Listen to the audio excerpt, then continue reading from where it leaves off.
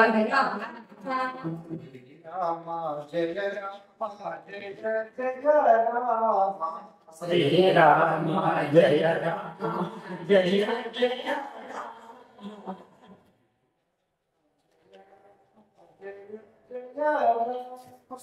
శ్రీరామ జయ రామ జయ జయ జయ జయ.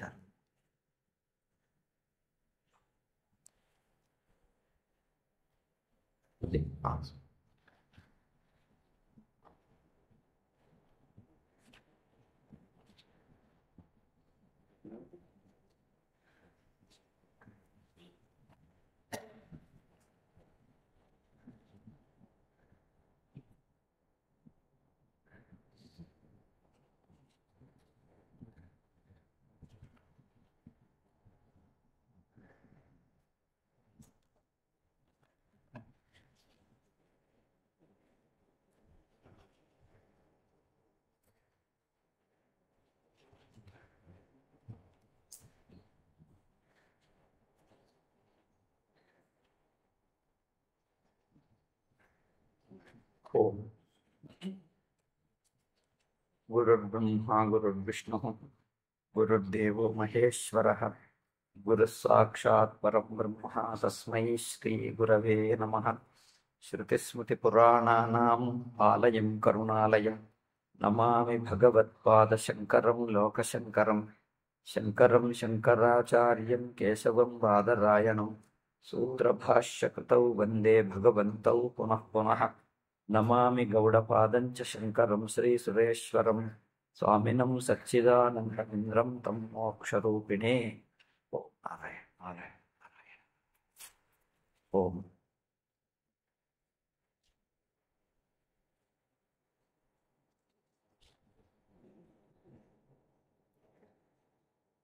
జాగ్రత్త స్వప్నాలు.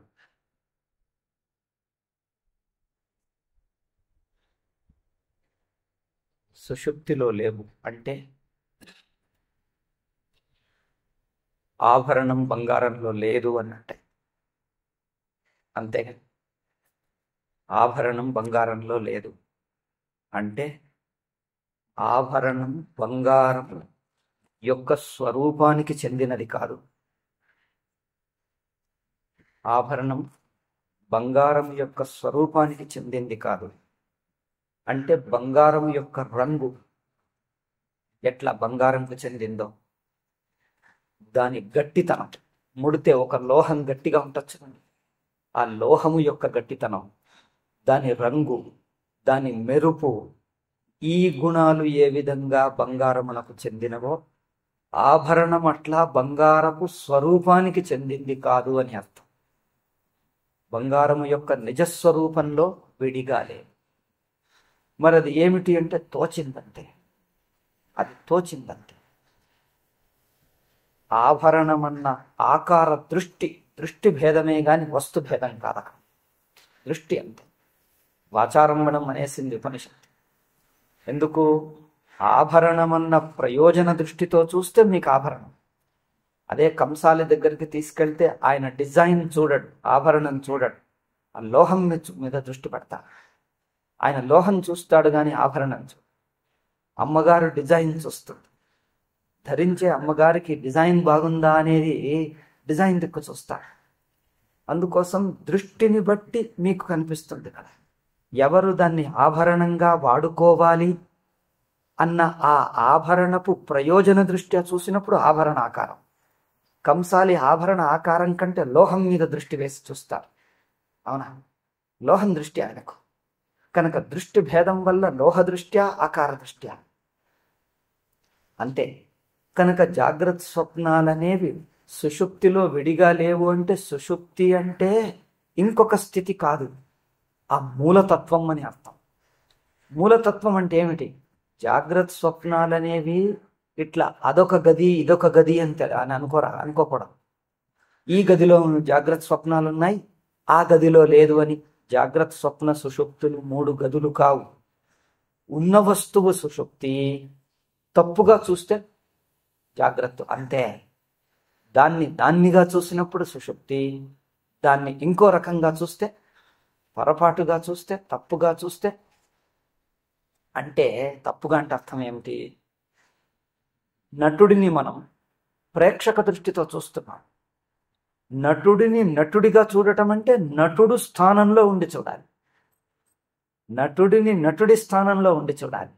నటుడిని ప్రేక్షకుడిగా చూస్తున్నాడు అంటే ప్రేక్షకుడు ఎక్కడున్నాడు? నటుడు కాకుండా మరొకడిగా ఉండి చూస్తున్నాడు. మనం అట్లాగే బంగారమును ఎదురుగా పెట్టుకొని చూస్తున్నాం. చూస్తున్నవాడు మరో వ్యక్తి అయ్యాడు, ఇంకొక వ్యక్తి అయ్యాడు. ఇంకొక వ్యక్తి ఎదురుగా చూస్తే మధ్యలో కళ్ళు, దేశం, కాలం అన్నీ వస్తున్నాయి. ఈ దేశం, కాలం వల్ల ఆకారం కనిపిస్తోంది.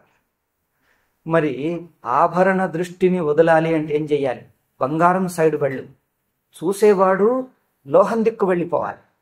ఎదురుగా పెట్టుకున్న వాడి దృష్టి కాదు, లోహంగా నువ్వున్నావు. నువ్వు బంగారం సైడ్ కూర్చో, దానిగా కూర్చొని చూడు. అప్పుడు బంగారానికి ఆభరణం కనిపించదు. తన హైట్, తన ఎత్తు ఎట్లా తనకు కనిపించదో, తన ఎత్తు తనకు కనిపించదు. అవునా? తన ముఖం తనకు కనిపించదు. అట్లాగే నటుడికి పాత్ర కనిపించదు, ప్రేక్షకులకు పాత్ర కనిపిస్తుంది. ఎందుకంటే పాత్ర అనేదే ప్రేక్షక దృష్టి. ప్రేక్షక దృష్టికి పాత్ర అని పేరు. అంటే ప్రేక్షకుల నుంచి చూస్తున్న దృష్టికి పాత్ర అని పేరు. ఆ దృష్టికే కనిపిస్తుంది, లేకపోతే పాత్ర లేదు అక్కడ, స్వయంగా లేదు. నటుడికి నటుడే. అట్లా పెద్ద విమానం పైకి పోయి చూస్తే, పెద్ద విమానం పైకి పోతే చిన్నదవుతుందా? అవునండి అంటాడు. పెద్ద విమానం పైకి పోయినంత మాత్రాన చిన్నదవుతుందా? పైన ఉన్నదాన్ని నువ్వు ఇక్కడి నుంచి చూస్తే నీ దృష్టికి చిన్నదన్నట్టు కనిపిస్తుంది. చిన్నది కాదు.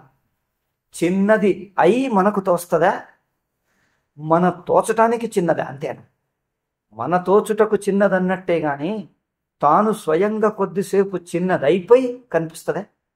తాను చిన్నదేం కాదు, అట్లాగే ఉంటుంది. మన దృష్టికి చిన్నదిగా తోచినప్పటికీ తాను మాత్రం అదే సైజు ఉన్నది. ఆ సైజు ఎంత మాత్రం తగ్గలే, అంతే సైజు ఉన్నది. అట్లాగే ఉనికి, సాక్షి స్వరూప ఉనికి, సాక్షి సుషుప్తిలో ఉన్నది అనటం సరికాదు. మూడవస్థల్లోనూ సాక్ష్యం. అంటే సుషుప్తి అనేది ఒక అవస్థ కాదు నిజంగా. ఎందుకు? అది ఉనికి మాత్రం. ఉనికికి అవస్థ ఏమిటి? ఉనికిని అవస్థానం, అది కేవలం ఉనికే. కనుక కేవల ఉనికి ఎప్పుడూ ఉండేది కనుక అది ఒకప్పుడున్నది ఒకప్పుడు లేదు అనలేము. ఉనికి, కేవల ఉనికి ఎప్పుడూ ఉండేదే. ఎప్పుడు అంటే దానికి కాలభేదం లేదు, కాలమే లేదు, అక్కడ దేశం లేదు, వస్తువులు లేవు, అవస్థలు లేవు. ఉనికిని తానుగా తన దృష్టికి చూస్తే, సుషుప్తిలో ఎట్లున్నాడో అట్లా చూస్తే అది ఒకానొక స్థితి కాదు, తాత్కాలిక స్థితి కాదు, అది నిత్య సిద్ధమైన. సుషుప్తిలో నేను మిగతా అనేది ఉందా? లేదు. మరి అది ఎంత ఉన్నది? అఖండంగా, అనంతంగా ఉన్నది సుషుప్తి అనుభూతి. తాను లేదు, ఇంకొకటి లేదు, ఏమీ లేదు, అంతయు ఒకటే ఒకటి, అనంతంగా. అనంతం అంటే అందులో ఇంకా రెండవ వస్తువు లేదు. అనంతం, అఖండం, అంతయు తానే. ఉనికి అంతా సుషుప్తే. సుషుప్తి అంతయు ఉనికే. అంటే జాగ్రత్తలో కొంత ఉనికిని వదిలేసి ఇట్లా తెలుసుకోరాదు. జాగ్రత్తలో ఉనికి యొక్క కొంత భాగం వదిలి సుషుప్తికి వచ్చామా, లేక మొత్తం ఉనికి అక్కడే చేరిపోయిందా? ఉన్న ఉనికి అంతా, అఖండ ఉనికి అంతా, అనంత ఉనికి అంతా అక్కడే ఉందా? అది అక్కడ అనలేం. మళ్ళీ అక్కడ అంటే మాట అది జాగ్రత్త దృష్టి అవుతుంది. అనంత ఉనికే సుషుప్తి అని పేరు. కనుక ఉనికి అంతా, తెలివి అంతా. ఉనికి తెలివి రెండొకటే. ఉనికి ఏ ఉనికి అంటే తెలివిగా ఉన్నట్టిది, జడంగా ఉన్నట్టిది కాదు. జడ ఉనికి కాదు, తెలివిగా ఉనికి. అందుకోసం తెలివి అన్నా ఉనికి అన్నా ఒకటే. అనంత తెలివి, అనంత ఉనికి రెండు ఊరికే పేర్లు, వస్తువు ఒకటే. అయితే ఆ ఒక్కటి ఇంకొక చోటికి పోతుందా? ఇప్పుడు ఆకాశం, అనంతాకాశం, ఘటాకాశం కావాలి అంటే అనంతాకాశం జారి ఘటాకాశం అవుతుందా? అనంతాకాశం తరిగిపోయి ఘటాకాశం అవుతుందా? అనంతాకాశం జారుతుందా? జారటం ఏమిటి? అనంతాకాశం ఎప్పుడూ ఉన్నది. అయితే మనం ఘటాకాశం దిక్కు చూస్తూ ఇట్లా అంటాం, ఇప్పుడు ఘటాకాశం ఉన్నది, మిగిలింది అనంత ఆకాశం ఉంది, మహాకాశం. ఘటాకాశం మిగిలింది మహాకాశం. ఈ రెండు ఎప్పుడున్నాయి? ఘటాకాశం చూస్తున్నప్పుడు ఘటాకాశం మిగతా ఆకాశం అని అన్నాం. అయితే ఘటాకాశం పుట్టక ముందు అనంత ఆకాశం ఉంది, అద్వితీయ ఆకాశం. అవునా? ఘటాకాశం పుట్టక ముందు అద్వితీయ ఆకాశం ఉంది. అయితే ఇప్పుడు అద్వితీయ ఆకాశం ఇప్పుడేమైంది? ఘటాకాశము మిగతా ఆకాశము కనిపిస్తున్నప్పుడు ఘటాకాశం ఏమైంది? అనంతాకాశం అద్వితీయ ఆకాశం ఏమైంది? అది భూతకాలంకు పడేస్తారు. మనిషి ఏమంటాడు? భూతకాలం ముందు అద్వితీయ ఆకాశం ఉండే, ఇప్పుడు ఘటాకాశం మిగతా ఆకాశం అయింది. ఇక్కడ చూడండి పొరపాటు. భూతకాలం అనేదే ఘటాకాశం పెట్టుకుంటే కనిపిస్తుంది. అద్వితీయ ఆకాశం భూతకాలమా అంటే గడిచిన కాలమా? ఎందుకంటే అది కాదు. అద్వితీయ ఆకాశం ఎప్పుడూ ఉన్నదే. నువ్వు ఆ ఆకాశ దృష్ట్యా చూడు, ఎప్పుడు ఉంది. కనుక ఈ ఘటాకాశం దృష్ట్యా దాన్ని భూతంలో పడేసామా, అగో దృష్టి తప్పవుతుంది. భూతకాలం అన్నట్లు మనం పడేస్తున్నాం, కానీ అది ఎప్పుడూ ఉంది. అట్లాగే జాగ్రత్త దృష్టి నుంచి సుషుప్తిని భూతం అంటున్నామే కానీ తాను భూతమా? దానికి భూతం లేదు, వర్తమానం లేదు, ఎప్పుడూ ఒకటే, అద్వితీయం. కనుక సుషుప్తి అద్వితీయ ఆకాశం. అద్వితీయ ఆకాశం దృష్ట్యా అద్వితీయం ఎప్పుడు ఉంది. అద్వితీయ ఉనికి దృష్ట్యా అద్వితీయం ఎప్పుడు ఉంది. అయితే ఆ అద్వితీయ ఆకాశం నుంచి ఘటాకాశం పుట్టింది అంటే, పుట్టడం అంటే ఏమిటి?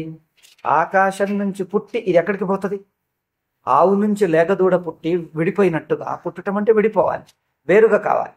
అట్లు మహాకాశం నుంచి ఘటాకాశం ఇట్లా విడిపోతుందే, మరి ఎక్కడికి పోనది? పుట్టడం అంటే అర్థం ఏమిటి? అది అక్కడే ఉంటుంది, మరి అక్కడే ఉంటే పుట్టడం ఏమిటి? అర్థం లేదు. అందుకోసం ఘటాకాశం అనేది ఊరికే దృష్టే గాని అక్కడ వస్తువేం లేదు. వస్తువు అదే అద్వితీయ ఆకాశం. కనుక ముందు అద్వితీయ ఆకాశం ఉండే, ఇప్పుడు ద్వైతాకాశం అయింది ఇట్లా అనలేము. ఎప్పటికీ అద్వితీయ ఆకాశమే ఉన్నది. అద్వితీయం నుంచి ఘటాకాశమును పుట్టింది అంటే పుట్టనూ లేదు. అద్వితీయ ఆకాశం దృష్టి అద్వితీయమే ఉంది, ఘటాకాశం పుట్టనే లేదు. ఊరికే మన కల్పిత దృష్టికి ఘటాకాశం అన్నట్టు పెట్టుకొని అద్వితీయమును భూతకాలంలో పడేశాం. ఇది ఒక పొరపాటు, ఇది అపోహ. అట్లాగే అద్వితీయ ఉనికి ఎప్పుడు ఉంది? అద్వితీయ ఉనికి సుషుప్తి లేనిదే లేదు. మరైతే అద్వితీయం నుంచి జాగ్రత్తకు రావాలి అంటే ఆ ఉనికేమో అనంత ఉనికి, అద్వితీయ ఉనికి. అయితే జాగ్రత్తకు రావాలి అంటే ఉనికి నుంచి బయటకు వస్తామా? ఉనికికి బయట ఏమున్నది? అనంతానికి బయట ఉంటుందా? అనంతానికి బయట మాట అర్థరహితం, అట్లాంటిది ఉండనే ఉండదు. అనంతం అంటే అన్నిటినీ కలుపుకుంటది. కనుక సుషుప్తి జాగ్రత్తను కలుపుకొని అనంత ఉనికే గాని కొంత ఉనికిని వదిలేసిన అనంత ఉనికి కాదు. కొంత ఉనికిని విడిచేస్తే అనంత ఉనికి ఎట్లవుతుంది? కనుక అద్వితీయ ఆకాశంలో ఘటాకాశం కలిపే ఉన్నది. ఎప్పుడు కలిపి? ఒకనాడు కలిసి ఒకనాడు కలియకుండా ఉన్నదా ఘటాకాశం? ఘటాకాశము మహాకాశం నుంచి విడివడనే లేదు, మళ్ళీ కలవనక్కర్ను లేదు. ఘటాకాశము మహాకాశం నుంచి విడివడలేదు, మళ్ళీ కలవనవసరం లేదు. ఎందుకంటే అక్కడే ఉండదు, విడివడనే లేదు. విడి అన్నట్టు మన బుద్ధి, కానీ అక్కడ ఏమీ జరగలేదు. అట్లాగే అనంత అద్వితీయ ఉనికి నుంచి జాగ్రత్త బయటకు వస్తుందా? బయట అంటూ లేనే లేదు, అంతయు అక్కడే. అయితే అనంత ఉనికి జాగ్రత్తను స్వప్నాలను తనలో ఇముడ్చుకొనే ఉన్నది. ఇక దాని నుంచి బయట అంటే ఎక్కడికి రాను? బయట అంటే జాగ్రత్త వచ్చిందన్నా ఉనికే ఉన్నది, జాగ్రత్త సుషుప్తిలో కలిసిందన్నా ఉనికే ఉన్నది. అంటే సుషుప్తిలో కలవటం బయటకు రావటం ఈ రెండు జాగ్రత్త దృష్టికే గాని సుషుప్తి దృష్టిలో ఈ రెండూ లేవు. అంటే జాగ్రత్త అనేది ఒకటి బయటకు వస్తుందని మళ్ళీ అందులో కలుస్తుందని ఈ రెండు బుద్ధులు అనంత ఉనికికి కుదరవు. తప్పులు అటువంటి ఉండనే ఉండవు. ఎట్లాగైతే ఘటాకాశం మహాకాశం నుంచి పుడుతుంది అంటే పుట్టి ఎక్కడికి పోతుంది?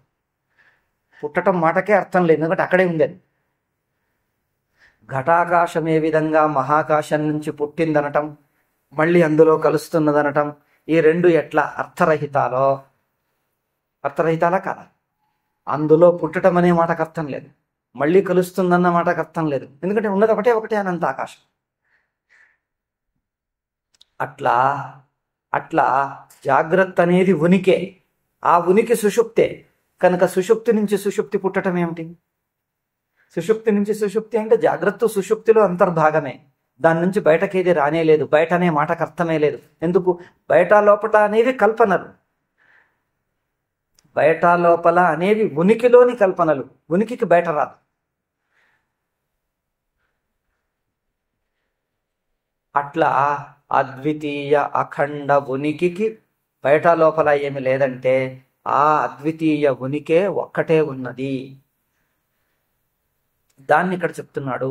జాగ్రత్త సుషుప్తి దృష్టికి విడిగా లేదు. విడిగా లేదంటే కల్పిస్తే కనిపిస్తుంది. కల్పించకముందు ఎవరికి కనిపించాలి? కల్పిస్తే కనిపిస్తుంది. పోనీ కల్పించినంత మాత్రాన ఉంటుందా?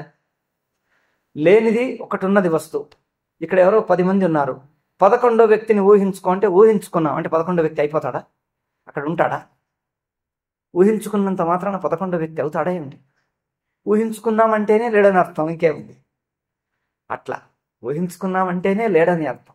అట్లా దాంట్లో కలిగిన కల్పననే మనం ఏం చేస్తున్నాం? ప్రమాతగా ఉండి ప్రమేయం చూస్తున్నాం. ప్రమాత ప్రమేయం రెండు కలిపి చూడు. అంటే ప్రపంచాన్ని చూస్తున్నవాడైన నేను ప్రపంచమే, నేను బుద్ధి ప్రపంచమే. నేనన్న ఊహ మనస్సును కలిపి ప్రపంచం. మనస్సును కలిపి ప్రపంచం చూస్తే చూస్తున్నవాడు చూడబడేది రెండు కలిపితే ప్రపంచం కనిపిస్తుందే?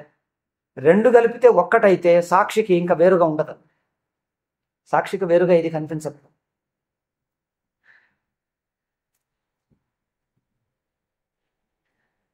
ప్రపంచంలోని ఒక ముక్క తీసుకుంటే ఇంకొక ముక్క కనిపిస్తుంది. అది విచిత్రంగా చూడండి. ప్రపంచంలోని ఒక ముక్క నేనుగా ఉంటే ఇంకో ముక్క కనిపిస్తుంది. నేను ఇంత అనుకుంటే మిగతా అనేది మిగులుతుంది. నేననేదే ఒక గుర్తు పెట్టకపోతే మిగతా అనేది మిగులుతుందా? ఇంత అని పెట్టుకుంటే మిగతా మిగులుతుంది. నువ్వు ఇంత అనేదే గుర్తు పెట్టావు, ఇక మిగతా అనే మాటకు అర్థం ఉన్నదే? అంతా తానే అయితే మిగతా ఏమిటి? అంతా తానే అయినప్పుడు మిగతా అనే మాటకు అర్థం ఉండదు. ఇంత మిగతా ఈ రెండు విభజనలు ఉండవు, ఈ రెండు భాగాలు ఉండవు. కనుక నేను అనేది ఏం చేస్తుంది? కొంత పక్కకు తోసేసి తనను పక్కకు పెట్టుకుంటుంది. ఇదంతా కాక మిగిలింది అని, ఇది తప్ప మిగిలింది అని, ఇది తప్ప మిగిలింది అని ఇట్లా విభజించటమే అవస్థా దృష్టి. అయితే అంటే ఏంటిది? ఒక్క భాగంగా ఉండి ఇంకొక భాగం చూస్తున్నావు. ఇక్కడ అది ఇది రెండు కలిపి ఒక్కటిగా చూడు, విభజననే ఉండదు. అదంతయు ఒక్క ఉనికి, ఒక్క సాక్షి అయిపోతుంది. కనుక ఆ ఒక్క సాక్షి దృష్టికి రెండవది వేరుగా లేదు. అయితే ఇప్పుడు సుషుప్తిలో జాగ్రత్త ఏమైంది అంటే నేను మిగతా అనే విభజన లేకుండా రెండూ ఉన్నాయి. ఒక తెల్ల కాగితం మీద పెన్సిల్తో ఇక్కడ గీత గీశారు. ఇదొక్క గది ఇదొక్క గది అని రెండు గళ్ళు ఏర్పడతాయి. ఇదొక్కటి అదొకటి, రెండు గళ్ళు. రెండు అయ్యాయా? అవును, రెండు అయ్యాయి. మధ్యలో దీన్ని ఆ ఎరేజర్తో తుడిచేసేయండి. రబ్బర్ ఉంటుంది కదా, దాంతో తుడిచేసేయండి. పెన్సిల్ తుడిచేస్తే ఏమైంది? ఈ రెండు గదులు లేవు. ఏమయ్యాయి? రెండు గదులు లేవంటే ఏమయ్యా? రెండు అక్కడే ఉన్నాయి. రెండన్న విభజన లేకుండా రెండు అక్కడే ఉన్నాయి. అవునా? రెండు ఎక్కడికి పోలే. రెండన్న విభాగం కోల్పోయి రెండు ఉన్నాయి అక్కడ. అంటే రెండన్న విభజన లేకుండా ఒకటిగా ఉన్నాయి అంతే. కనుక జాగ్రత్తలోని నేను మిగతా, అహం ఇదం, నేను మిగతా అనేది నేను మిగతా అన్న విభజన లేకుండా రెండు సత్తగా ఉండిపోన్నాయి సుషుప్తిలో. ఇప్పుడు కల్పించలేదు కదా. నేను మిగతా అనే విభజన అవసరం లేకుండా ఒక్క ఉనికిగా ఒక్క సత్తగా ఉండిపోయింది. ఉన్నది ఒకటే. అక్కడ ఈ మాట్లాడేవాళ్ళు లేడు, ఈ చెప్పేవాళ్ళు లేడు, ఈ ఊహించేవాళ్ళు లేడు. అది తాను మాత్రం. అది ఆ అద్వితీయ ఉనికే ఎప్పటికీ ఉన్నది. అయితే ఇప్పుడు ఈ కల్పనను కూడా అందులో కలుపుకొనే ఉన్నది. ఇప్పుడు చిన్న విమానం ఆకాశంలో పైకి వెళ్ళినప్పుడు చిన్న విమానం కనిపిస్తుంది. అతను అన్నాడు, మరి ఆ చిన్న విమానం ఎక్కడుంది? చిన్న విమానం వీడికి ఇక్కడ నిలబడ్డ వాడికి కనిపిస్తున్నప్పుడు కూడా అక్కడ విమానంలో కూర్చున్న వాడికి ఏముంది? చిన్న విమానం లేదు. లేదంటే ఏమైంది? నాకు కనిపిస్తున్నది ఆ పెద్ద విమానంతో ఏకమయ్యే ఉన్నది. పెద్ద విమానంతో ఏకం ఎప్పుడు కావాలి? కిందికి దిగినప్పుడు ఏకమవుతుందా? అక్కడ ఉన్నప్పుడు ఏకం కాదా? అది ఎప్పుడూ పెద్ద విమానంతో ఏకమయ్యే ఉన్నది. ఎప్పుడు విడివడనే లేదు. చిన్నది అనేది వేరుగా ఏర్పడనే లేదు. ఏర్పడిందా? ఎప్పుడు పెద్దదే ఉన్నది. పెద్దదాని దృష్టి ఆ విమానంలో కూర్చున్న వాళ్ళ దృష్టికి అదే సైజు ఉన్నది. చిన్నది అనేది ఎప్పుడూ ఏర్పడలే, ఎక్కడా ఏర్పడలే. వీడికి అనిపించింది, నీకు అనిపించింది, అక్కడ లేనే లేదు. అక్కడ అదే ఉన్నది.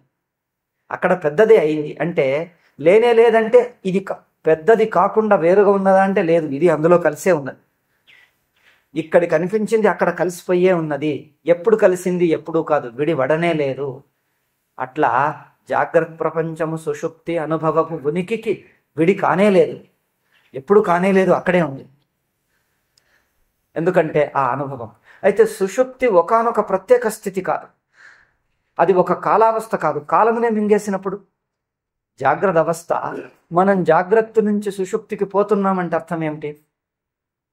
క్రమంగా పోతామా? మెల్లమెల్లగా పోతామా? జాగ్రత్త నుంచి సుషుప్తికి ఎవరు పోతారు?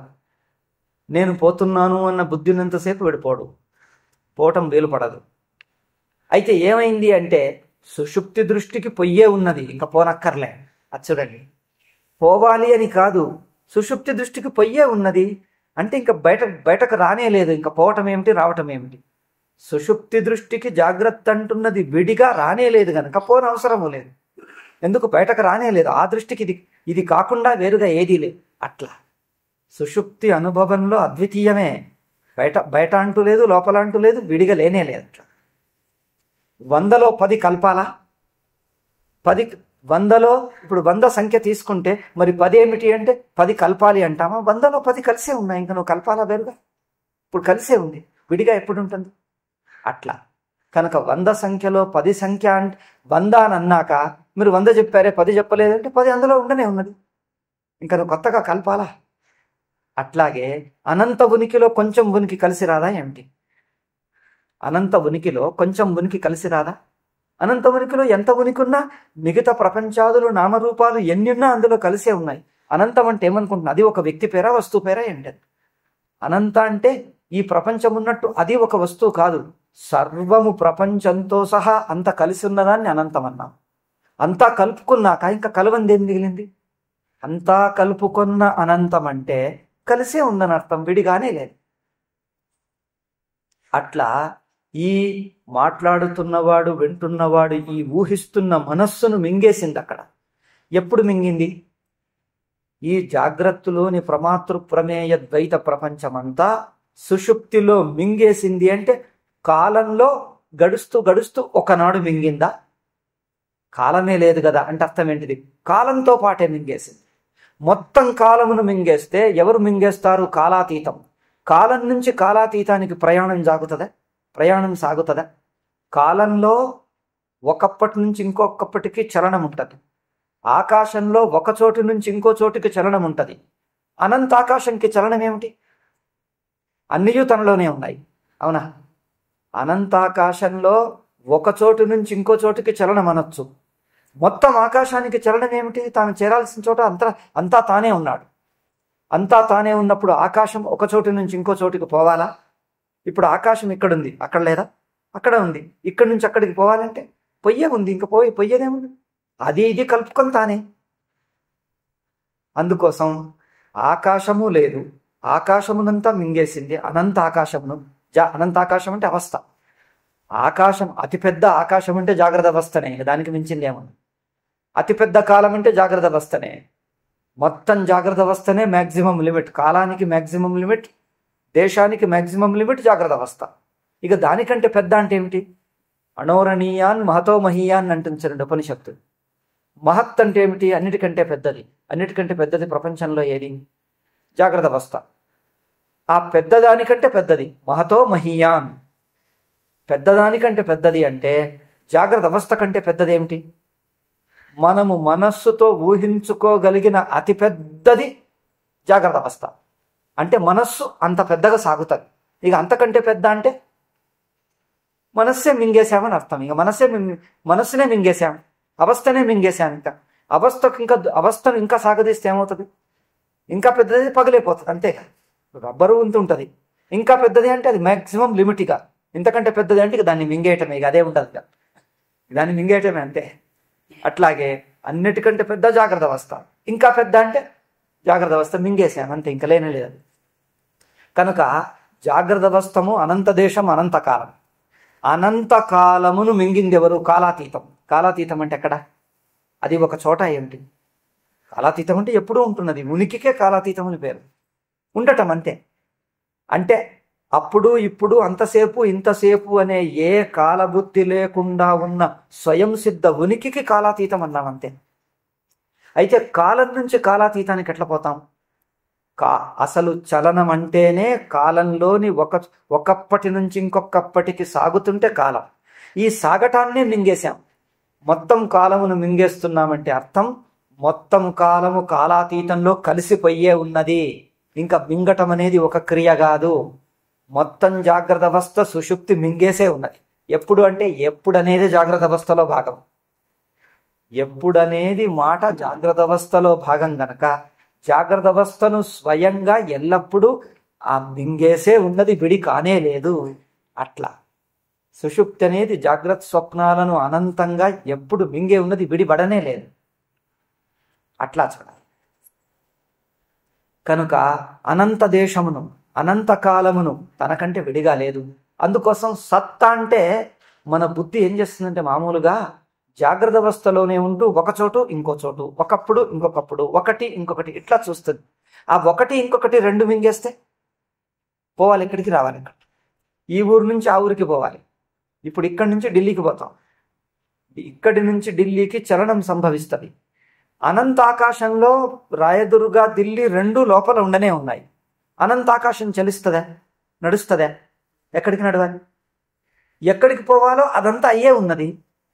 దానికి చలనమే అసంభవం. ఎందుకంటే తనలోనే ఒక చోటు నుంచి ఇంకో చోటుకి చలనం కానీ ఆ చోటు ఈ చోటు అన్నిటినీ మింగేసి ఉన్న ఆకాశానికి చలనమే అసంభవం. అట్లాగే జాగ్రత్తలో ఒక ఊరి నుంచి ఇంకో ఊరికి పోతావు, ఒక రూపం నుంచి ఇంకో రూపానికి పోతావు. ఆ రూపం ఈ రూపం అన్ని రూపాలు తానే అయి ఉన్న సుషుప్తికి ఇంకా పోవటం ఏమిటి? అయితే ఇప్పుడు సుషుప్తిలో ఏమనిపిస్తుంది? బయటి నుంచి నేను ఇక్కడికి వచ్చాను అంటే జాగ్రత్త అవస్థ ఉండే అక్కడి నుంచి సుషుప్తికి వచ్చాను అనిపిస్తుందా? సుషుప్తిలో బయటి నుంచి అంటే బయట ఎక్కడ? సుషుప్తి అనంత ఉనికి. అనంత ఉనికిలో మొదలే కలుబంది ఏదీ లేదు. అనంత ఉనికిలో అంతర్భాగం కానిది, ఇమిడిపోనిది బయట లేనే లేదు. కనుక బయట నుంచి వచ్చాను అనే మాటే తప్పు. అంటే బయట అంటే ఇంకా జాగ్రత్త బుద్ధి పెట్టుకునే మాట్లాడుతున్నావు. ఏ జాగ్రత్త బుద్ధి పెట్టుకుని మాట్లాడుతున్నావో ఆ బుద్ధినే మింగేసింది. అవునా? ఇంకా బయట ఏమిటి, లోపల ఏమిటి? ఒకటే ఉనికి. అందుకోసం సుషుప్తిలో నేను బయట నుంచి ఇక్కడికి వచ్చాను అని, ఇక్కడి నుంచి మళ్ళీ ఎక్కడికో పోతాను. మళ్ళీ ఎక్కడికి పోతావు? ఎక్కడా అనేది ఇంకా పుట్టనేలే. మరొక అవస్థ అనేది ఇంకా కల్పన జరగనేలే. జరిగినా ఎక్కడ జరుగుతుంది? ఆ సుషుప్తిలోనే జాగ్రత్త కల్పన జరుగుతుంది. ఒకవేళ అనంత ఉనికిలో కల్పన చేస్తే సుషుప్తి లోపల అంతర్భాగంగానే కల్పన జరుగుతుంది. కల్పన మింగేయటం సుషుప్తిలోనే, కల్పన జరగటం సుషుప్తిలోనే. అంటే కల్పన జరుగుతున్న సుషుప్తే, జాగ్రత్త కల్పన జరుగుతున్న సుషుప్తే, జాగ్రత్త కల్పన మింగేసిన సుషుప్తే. అంటే కల్పన జరిగిన కల్పన ఆగిన సుషుప్తే. సుషుప్తి కాకుండా నువ్వు ఎప్పుడూ లేవు. అంతే. ఇదే అద్వితీయం. అందుకోసం అనంత కాలము, భూత భవిష్యత్తు వర్తమానం అంటున్న మొత్తం కాలమునే మింగేసిన కాలరహిత ఉనికికి ఇంకా రెండవది ఏదీ లేదు. మింగేసింది అంటే ఒక క్రియలా చూస్తాం మనం. మింగేసింది అంటే విడిగా లేదు అని అర్థం అంతే. మింగేసింది అంటే ఒకనాడు జరిగిన సంఘటన అట్లా కాదు. ఎందుకంటే ఒకనాడు అంటే మళ్ళీ కాలంలోకి వస్తాం.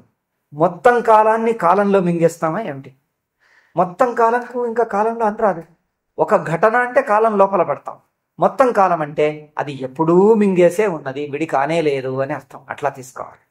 అందుకోసం ఇక్కడ జాగ్రత్త అవస్థ సుషుప్తిలో విడిగా లేదు. అయితే ఇతను ఏమన్నాడు, జాగ్రత్త అవస్థ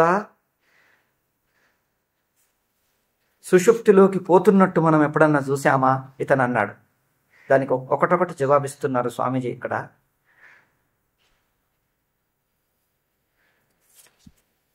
అసలు సుషుప్తి అనేది ఒక అవస్థగా చూస్తున్నాం, ఎందుకంటే జాగ్రత్త వ్యక్తిత్వాన్ని పెట్టుకునే చూస్తున్నాం. అక్కడ వచ్చింది పొరపాటు.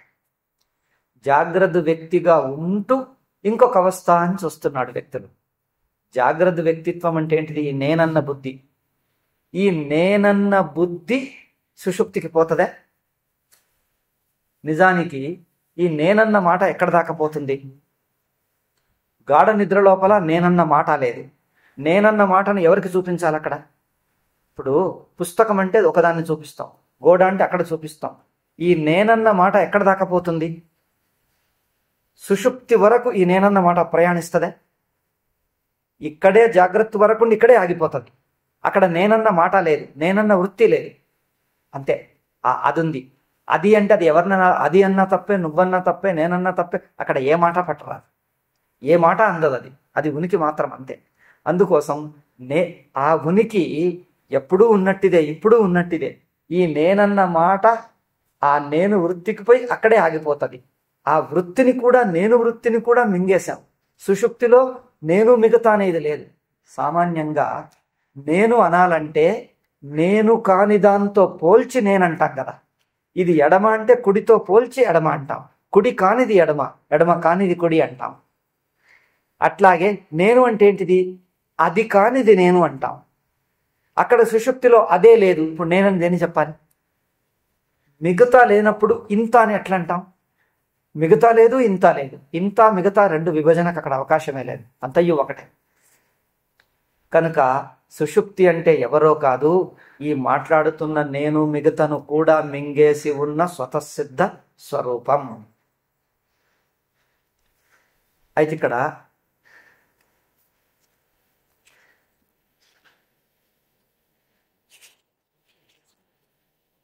ನಾವು ನಿದ್ರಿಸುವಾಗಲೂ ಪ್ರಪಂಚವು ಇದ್ದುಕೊಂಡೇ ಇರುವುದೆಂದು ಜನರು భావిಸುವರಲ್ಲ అని ప్రశ్న. మనం నేను నిద్రపోతే చూడండి, నిద్రపోతే అంటే ఒక సంఘటన. కొద్దిసేపు నిద్రపోతావు, కొద్దిసేపు మేల్కొంటావా? ఉనికి అనేది కొద్దిసేపు ఉంటుంది, కొద్దిసేపు ఉండదా? నిద్ర అనేది నిత్యమైతే, ఎప్పుడూ ఉన్నదైతే కొద్దిసేపు నిద్రపోవటమే. అంటే నువ్వు పోతున్నావా, అది పోవటం అనేది ఒక పెద్ద పొరపాటు. నువ్వు పోతున్నావంటే ఇంకా మెలకువలోనే ఉన్నావు. ఇప్పుడు మెలకువలో ఉన్న వ్యక్తే నేను పోతున్నా ఇప్పుడు మనిషి పడుకోవటానికి కూర్చున్నాడు.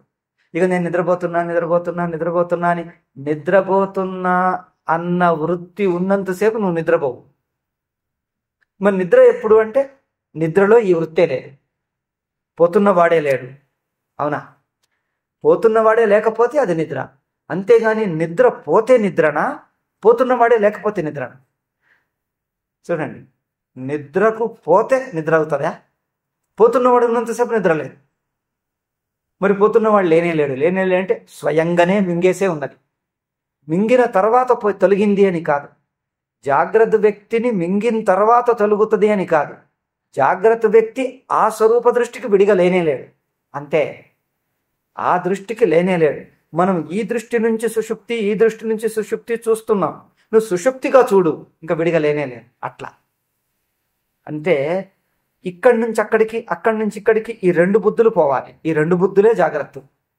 ఇక్కడి నుంచి అక్కడికి, అక్కడి నుంచి ఇక్కడ అక్కడ ఈ బుద్ధే జాగ్రత్త. అవునా? మరి ఇక్కడ అక్కడ రెండు లేకపోతే ఎవరు పోవాలి? ఎక్కడికి పోవాలి? ఇదొక్కటి అదొక్కటి, ఇదొక్క అవస్థ అక్కడికి పోవాలి, ఈ అవస్థ నుంచి అక్కడికి పోవాలి. అంటే ఇది అది అన్న ఈ రెండు బుద్ధులు తొలగితే, ఈ రెండు బుద్ధులు ఒకేసారి తొలగితే ఎవరున్నారు, ఎక్కడికి పోవాలి, ఎవరు పోయేది, ఎవరు ఎక్కడికి పోవాలి? అది ఉనికి. అట్లా ఇక్కడ అదే అంటున్నాడు, ನಾವು ನಿದ್ರಿಸುತ್ತಿರುವಾಗಲೂ ಪ್ರಪಂಚವು ಇದ್ದುಕೊಂಡೇ ಇರುವುದೆಂದು ಜನರು ಭಾವಿಸುವರಲ್ಲ. అంటే ಇದಕ್ಕೆ ಕಾರಣವೇನು? ಇದು ಪ್ರಶ್ನ. ಇದಕ್ಕೆ ಪ್ರತ್ಯುತ್ತರ, ಸಾಮಾನ್ಯ ಜನರಲ್ಲಿ ಮುಖ್ಯವಾಗಿರುವ ಎರಡು ಮಿಥ್ಯಾಭಾವನೆಗಳು ಈ ನಂಬಿಕೆಗೆ ಕಾರಣವಾಗಿರುತ್ತದೆ ಎನ್ನಬಹುದು. రెండు అపోహలున్నాయి. ఏమన్నారు స్వామీజీ? మిథ్యా భావనలు అంటే అపోహలు. రెండు అపోహలు ఉన్నాయి.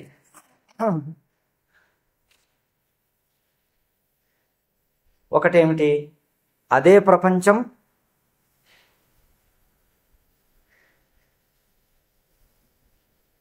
నిన్న చూసిన ప్రపంచమే నేడున్నది. అవునా? ಅದೇ ಪ್ರಪಂಚವು ನಿನ್ನೆಯೂ ಇದ್ದಿತು, ಅದೇ ಇಂದು ನಮಗೆ ಕಾಣುತ್ತಿದೆ ಎಂದು ನಮಗೆ ಎಚ್ಚೆತ್ತ ಕೂಡಲೇ ತೋರುವುದು ಒಂದು. నిన్న చూసిన ప్రపంచమే నేడు చూస్తున్నాను అని అనిపిస్తుంది. నేను నిద్రపోయినప్పుడు ప్రపంచం ఇక్కడ ఉంది అని అనిపించటానికి కారణం ఏమిటి? అక్కడ ఒక పెద్ద పొరపాటు ఉంది. ఒకటి ఏమిటి కారణం అంటే, మళ్ళీ మేలుకునేసరికి ప్రపంచము మనుషులను చూస్తే అవే మనుషులు, అదే గోడలు, అదే ఇది, నిన్న చూసిందే మళ్ళీ ఈరోజు కనిపిస్తుంది. అందుకోసం నేను నిద్రపోయినప్పుడు ఇది ఇట్లాగే ఉండే. ఎందుకు ఇట్లాగే ఉండే? చూస్తే నిన్న చూసిందే నేడు కనిపిస్తుంది. మనము నిద్రపోయినప్పుడు ప్రపంచం నిజంగా లేకపోవచ్చు, లేకపోతే మళ్ళీ మేలుకునేసరికి కొత్త ప్రపంచం కనిపించాలి. ఇందులో ఏ వస్తువు కూడా నిన్నటి వస్తువు అనిపించకూడదు, నిన్నటి వ్యక్తి అనిపించకూడదు. అవునా? నిన్నటి పాఠం ఏం చెప్పానో తెలియదు, ఈరోజు కొత్త పాఠం చెప్పాల్సి వస్తే నిన్నటి మీరెవరో తెలియదు, నేనెవరో తెలియదు, ఎవరో వచ్చి ఎవరో చెప్తే అసలు నిన్నటి పరమాత్మ చెప్పామా, ఈరోజు అంతా కొత్త. అట్లయితే అప్పుడు ఒప్పుకుంటాం సుషుప్తిలో ప్రపంచం లేకుండే అని. మరి నిన్నటి ప్రపంచం నిన్నటి చూస్తున్నాం, అవే మనుషులు, అదే మాట. నిన్న చెప్పామని అంటున్నామా లేదా? నిన్న చెప్పుకున్నాం, అదిగో నిన్న ఈ మాట చెప్పాం, ఈరోజు ఈ మాట చెప్తున్నామని. మరి నిన్నటిది నేడితే అదే ప్రపంచం. అవునా? దీంట్లో పొరపాటు ఏమిటంటే,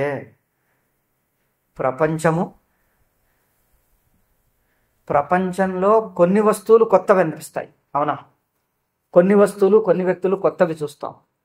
కొన్ని అవే నిన్నటివి అని చూస్తే అట్లా అనిపించినంత మాత్రాన ప్రపంచము ఎప్పుడూ ఉన్నది అని అనలేము. స్వప్నంలో కూడా ఉదాహరణకి తీసుకోండి, స్వప్నంలో కూడా ఈ ప్రపంచము ఎప్పటి నుంచో వేల సంవత్సరాల నుంచి చూస్తున్నాము అనిపిస్తుంది. మీరు కలలో 1000 ఏళ్ళు చూసారా? 1000 ఏళ్ళు బతికారా? అక్కడ మీరు కలలో ఉన్నప్పుడు ఎవరో వ్యక్తి చిన్నప్పుడు 10-15 ఏళ్ల కింద చూసిన వ్యక్తి 15 ఏళ్ల కింద ఎక్కడికి పోయాడో తెలియదు, ఏమో అయిపోయాడు. తర్వాత 10-15 ఏళ్ళకి కనిపించాడు. చూడగానే అబ్బా అవును ఎప్పుడో చూశాను, 15 ఏళ్ళు ఎక్కడున్నావు అంటాడు. అప్పుడు కనిపిస్తాడు. ఆ 15 ఏళ్ళు ఎక్కడున్నాడయ్యా? 15 ఏళ్ళు కల జరిగిందా? అంటే మనకు వస్తువు చూసినప్పుడు ఈ వస్తువు చూడటంతో ఇది చాలా పాతది అని అనిపించటం కూడా ఆ కలగనటంలో భాగమే.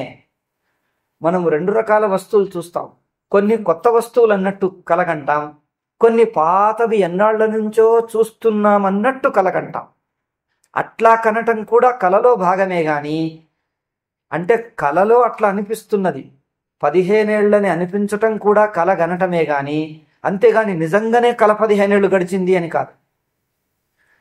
కల నిజంగా 15 ఏళ్ళు గడిచిందని కాదు, 15 ఏళ్ళు అన్నట్టు ఇప్పుడు కలగంటున్నాం. ఈ క్షణంలోనే అనిపిస్తుంది. ఈ క్షణంలోనే ఒకటి 15 ఏళ్ళు పాతదని, ఒకటి 50 ఏళ్ళు పాతదని, ఒకటి 2 ఏళ్ళు పాతదని, ఒకటి ఇప్పుడిప్పుడే చూశామని. 3 కలలే, 3 కల్పనలే. అవునా? ఒక మనస్సులో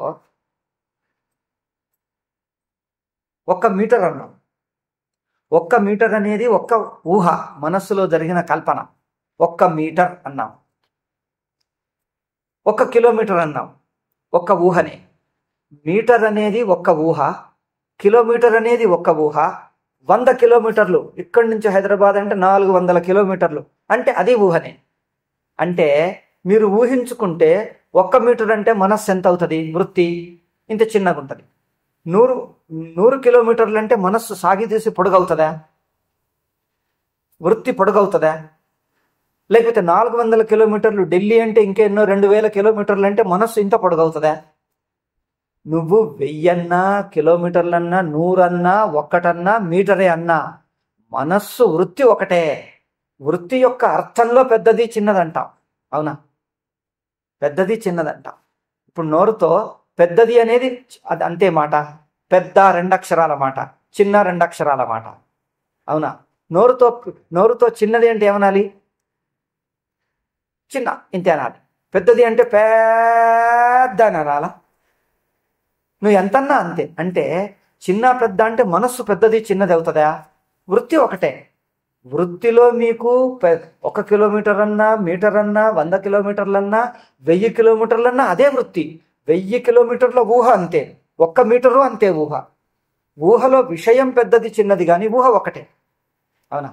కలలో మీరు రాయదుర్గంలో కలగనండి, ఇక్కడి నుంచి ఢిల్లీకి హిమాలయాలకు పోయి వచ్చిన కలగనండి, కల వృత్తి ఒకటే. అవునా? కలలోని వృత్తి ఒకటే గాని మీరు హిమాలయాలకు పోయి వస్తే మీ కల పెద్దది పొడుగ్గా సాగినట్టుంటదా? పెద్దది అనేది వృత్తే, చిన్నది అనేది వృత్తే. వృత్తికి సైజు లేదు, ఊహకు సైజు లేదు. ఊహలో అర్థానికి సైజు, ఊహకు సైజు లేదు. మీరు టీవీ స్క్రీన్ ఇంతే ఉంటుంది, జానడో ఇంత ఉంటుంది. దాని మీద సామాన్యంగా ఉంటాడు, విశ్వరూపం అంటే పెద్దగా చూపిస్తాడు. ఎంత పెద్ద చూపించినా టీవీ స్క్రీన్ అంతే ఉంటుంది. అవునా? అంతే స్క్రీన్ మీద పెద్ద విశ్వరూపం చూపిస్తాడు. అంటే ఏం చూపిస్తాడు? కృష్ణుణ్ణేమో మొత్తం స్క్రీన్ అంతా చూపిస్తాడు, అర్జునుడిని చిన్నగా చేసేస్తాడు. అర్జునుడు రథాన్ని ఇంత చిన్నగా చేస్తే ఆ పోలికతో ఇది పెద్దది కనిపిస్తుంది. కానీ ఎంత చూపించినా టీవీ స్క్రీన్ అంతే. టీవీ స్క్రీన్ కంటే పెద్దగా ఉందా? విశ్వరూపం అంటే ఏం చేయాలి? టీవీ తీసేసి ఇదంతా ఆకాశంలో చూడాలా ఏమిటి? అంటే అట్లాగే ఇంతే ఒకే వృత్తిలో పెద్దది అన్న ఊహ, చిన్నది అన్న ఊహ, ఎక్కువసేపు అన్న ఊహ, 100 ఏళ్ళు అన్నది ఊహనే, 5 నిమిషాలు అన్నది ఊహనే.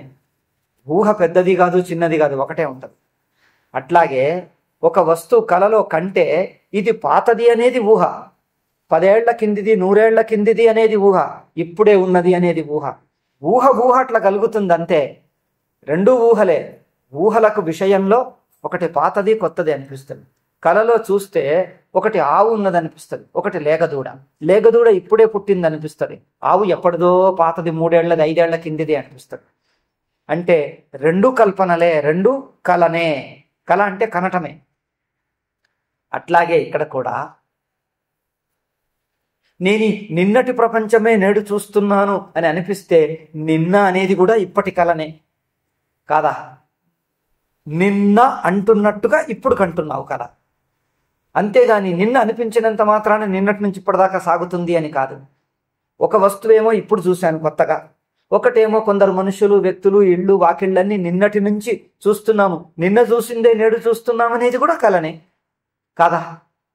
నిన్న చూసినట్టే ఉన్నది. ఇప్పుడు కలలో ఒక వ్యక్తిని చూస్తావు, ఈయన ఎప్పుడో చూశానండి 10 ఏళ్ల కింద అంటే 10 ఏళ్ళు కలగన్నావా ఏమిటి? అంటే 10 ఏళ్ల కింది నుంచి చూసినట్టు ఇప్పుడు కలగంటున్నావు. తేడా తెలుస్తుందా? 10 ఏళ్ళు అనేది కూడా ఇప్పటి కలనే. ఇప్పుడు అనేది ఇప్పటి కళ, 10 ఏళ్ళు అనేది ఇప్పటి కళ. కనుక రెండు ఇప్పుడే ఉన్నాయి. ఆ రెండిటికి అనిపించటంలోని కాలభేదం కూడా కల్పననే. అట్లా ఇది నిన్నటి జాగ్రత్త అని అనిపించటం ఇప్పటి కళ. ఒక వస్తువు పాతది అనిపిస్తుంది, ఒక వస్తువు కొత్తది అనిపిస్తుంది, అంతే. అనిపించటమే గాని రెండు అనిపించటాలే, రెండు కల్పనలే. అట్లా ఇది నిన్నటి ప్రపంచము అని అనిపిస్తే నేను పడుకున్నప్పుడు ప్రపంచం ఉండేని అనగలమా? పడుకున్నప్పుడు అంటే అర్థం ఏమిటి? నేను జాగ్రత్తే లేనప్పుడు, జాగ్రత్త కలనే కననప్పుడు, జాగ్రత్త కూడా కనటమే, జాగ్రత్త కలనే లేనప్పుడు అది ఉండేనట్లవుతుంది. ఎందుకంటే నేను అనేక సంవత్సరాల నుంచి ఎప్పటి నుంచో జాగ్రత్త ప్రపంచం చూస్తున్నానంటే జాగ్రత్త ప్రపంచంలోని పదార్థాలను, జాగ్రత్త ప్రపంచంలో ప్రమాతకు కొన్ని పదార్థాలు మరీ పాతవి అనిపిస్తాయి, నిన్న మొన్న 5 రోజులు 10 రోజుల కిందివి. కొన్నేమో ఇప్పుడు కొత్తగా చూసామనిపిస్తుంది. అంత మాత్రాన ఆ ప్రపంచము నేను మెలకువ చూడనప్పుడు మెలకువ ప్రపంచం ఉండే అంటామా? నేను నిద్రపోయినప్పుడు మెలకువ ప్రపంచం ఉండే అంటే అర్థం ఏమిటి? నేను నిద్రపోతున్నాను, మెలుకుంటున్నాను, రెండు చేస్తున్నాను అన్నట్టు అవుతుంది. నేను మెలుకుంటేనే కదా మెలకువ ప్రపంచం. నిద్రపోతే మెలకువ ఉండదు, మెలుకుంటే నిద్ర ఉండదు. అంటే అర్థం ఏమిటి? నిద్ర ఉండదంటే ఉనికి ఉంటుంది, ఉనికి ఎక్కడికి పోదు. అయితే సుషుప్తిలో నేను నిద్రపోయానంటే నిద్ర అనేది ఒక సంఘటన కాదు, ఒక వ్యక్తికి జరిగింది కాదు, జాగ్రత్త వ్యక్తి చేస్తున్న క్రియ కాదు. నిద్ర అనేది జాగ్రత్త వ్యక్తి చేస్తున్న ఒక తాత్కాలిక స్థితి కాదు. జాగ్రత్త వ్యక్తి, జాగ్రత్త అవస్థ ఏది లేకపోతే సుషుప్తి. కనుక సుషుప్తి ఒకడికి చెందింది కాదు, ఒకడు కొద్దిసేపు చేస్తున్నది కాదు. జాగ్రత్త వ్యక్తికి చెందింది కాదు, జాగ్రత్త వ్యక్తి కొద్దిసేపు జరుపుతున్న ఘటన కాదు. జాగ్రత్త వ్యక్తే లేడు. అట్లా అయితే ఆ సుషుప్తికి మళ్ళీ ప్రపంచం ఉన్నది అంటే అర్థం ఏమిటి? ఒక పక్క నేను మేల్కొంటున్నాను, ఒక పక్క నిద్రపోతున్నాను అన్నట్టయింది. అట్లాంటివి జరగవు. ఒక పక్క నిద్రపోతున్నాను, ఒక పక్క మేల్కొంటున్నాను.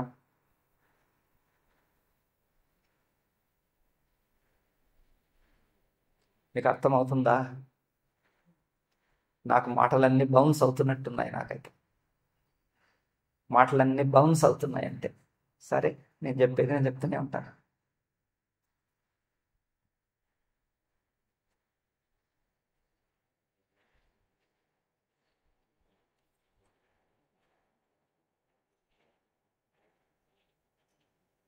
కనుక నిన్నటి నుంచి చూస్తున్నాను అనిపించటం, నిన్న అనేది సుషుప్తిని కలుపుకుంటుందా?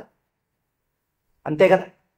నిన్నటి నుంచి ప్రపంచం ఉన్నది అంటే ఈ జాగ్రత్త అవస్థలోని నిన్న అన్న కాలంలో సుషుప్తి కలిసిందా? అప్పుడే కదా నువ్వు సుషుప్తిలో నేను పడుకున్నప్పుడు జాగ్రత్త ఉంది అనటానికి. ఇప్పుడు నేను పడుకున్నప్పుడు జాగ్రత్త ఉంది అంటే మళ్ళీ మేలుకున్నాక నిన్నటి నుంచి ప్రపంచం సాగుతున్నది అంటే ఈ సాగుతున్న ప్రపంచంలోనే నిద్ర జరిగిందనాలి కదా. నిన్నటి నుంచి నేటి దాకా ఉంటూ ఉన్న ప్రపంచంలో ఒక భాగంగా నిద్ర జరిగింది అన్నట్టు అవుతుంది. అంటే నిన్నటి నుంచి నేడు దాకా సాగుతున్న జాగ్రత్త ప్రపంచంలో సుషుప్తి జరుగుతుందా, లేక నిన్న నేడు ఈ మొత్తం ప్రపంచమును మింగేయటమే సుషుప్తి? సరే, ఇక్కడ ఉన్నది చెప్పి ముందుకెళ్దాం. ಅದೇ ಪ್ರಪಂಚವು ನಿನ್ನೆಯೂ ಇದ್ದಿತು, ಅದೇ ಇಂದು ನಮಗೆ ಕಾಣುತ್ತಿದೆ ಎಂದು ನಮಗೆ ಎಚ್ಚೆತ್ತ ಕೂಡಲೇ ತೋರುವುದು ಒಂದು. ನಾವು ನಿದ್ದೆಯನ್ನು ಮಾಡದಿದ್ದರೆ ప్రపంచవేనూ ఇల్లవాగుತ್ತಿರಲಿಲ್ಲ. అవునా? మన నిద్ర పోకుంటే ప్రపంచం ఉంటుండేది. ఈ రెండు పొరపాట్లే అంటున్నాడు.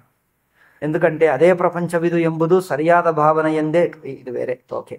ಆದರೆ ಇಷ್ಟರಿಂದ ಎಚ್ಚರದ ప్రపంచವು నిద్రయಲ್ಲಿಯೇ ಇದೆ ಎಂದಾದೀತೆ. ఓకే, నిన్న చూసిన ప్రపంచమే నేడుందే అనుకుందాం.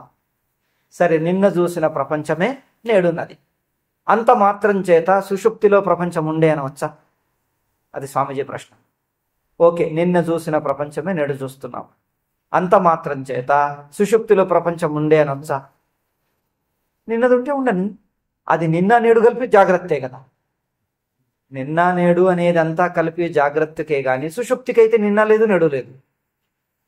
కనుక ಸುಷುಪ್ತಿ ಅನುಭವ ದೃಷ್ಟಿಗೆ ಪ್ರಪಂಚ లేదు. ಪ್ರಪಂಚವು ಹೀಗೆಯೇ ತೋರುತ್ತಿತ್ತೆಂಬುದನ್ನು ಸರಿ ಎನ್ನೋಣ. ಆದರೆ ಇಷ್ಟರಿಂದ ಎಚ್ಚರದ ಪ್ರಪಂಚವು ನಿದ್ರೆಯಲ್ಲಿಯೂ ಇದೆ ಎಂದಾದೀತೆ.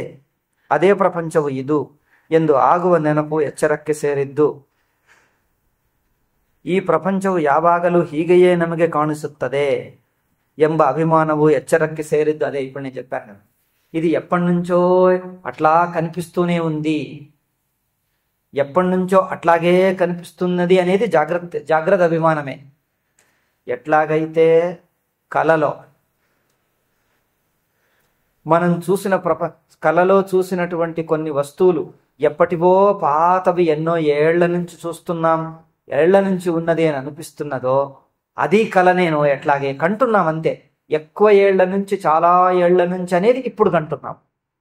అట్లాగే ఇది కూడా నిన్నటి నుంచి అనేది ఇప్పుడు కంటున్నాం. అంత మాత్రం చేత నిన్న అనేది నిజంగా జరిగింది కాదు. నిన్న అనేది ఇప్పుడు జరుగుతున్న కల్పన. చాలా కాలం అనేది ఇప్పుడు జరుగుతున్న కల్పన. ఇప్పటి ఉనికిలో, ఇప్పటి తెలివిలో చాలా కాలం అనేది ఇప్పుడే కల్పిస్తున్నాం. చూడండి, వేల వేల వేల సంవత్సరాల ఇప్పుడే ఉన్నది. ఈ వర్తమాన క్షణంలోనే వెయ్యి సంవత్సరాలు ఉన్నాయి. ఉన్నదా లేదా? వేల సంవత్సరాల నుంచి ప్రపంచము అనే ఆ 1000 సంవత్సరాల ఊహ ఇప్పుడున్నది. ఈ ఇప్పుడులోనే ముగిసిపోయింది అంతే. 1000 ఏళ్ళు కూడా, 1000 కాదు, లక్షలు కాదు, కోట్లు కాదు. ఎన్ని సంవత్సరాల ఊహ కూడా వర్తమానమన్న ఉనికిలోనే మునిగిపోయింది. ఎందుకు? కల్పన. ఇప్పుడే కలలో కన్నట్టుగా 1000 సంవత్సరాలన్న కంటున్నామంటే 1000 సంవత్సరాలు ఈ కల్పన అంతా ఉనికి అంతే. కనుక మొత్తము అవస్థ అంతా ఈ ఉనికిలోనే మింగేశాం.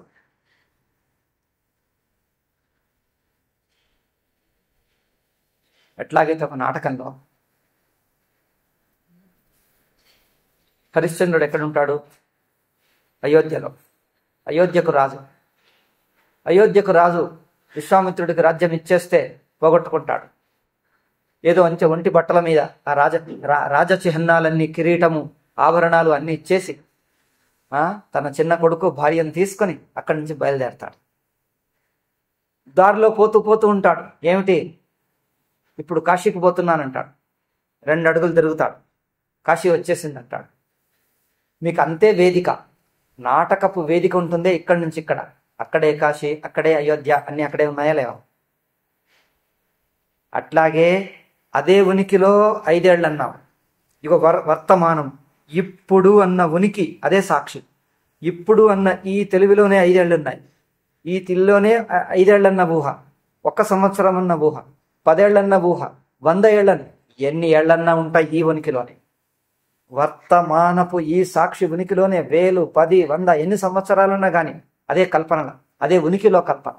ఉనికి నుంచి వేరుగా ఎన్ని సంవత్సరాలు ఉండవు. ఎన్ని సంవత్సరాలైనా ఉనికే. ఎందుకంటే ఇంతే వేదికలో అయోధ్య వస్తుంది, కాశీ వస్తుంది, అన్ని ఊర్లు వస్తాయి, దారిలో అన్నీ వస్తాయి, అడవులు వస్తాయి, అన్నీ అక్కడే.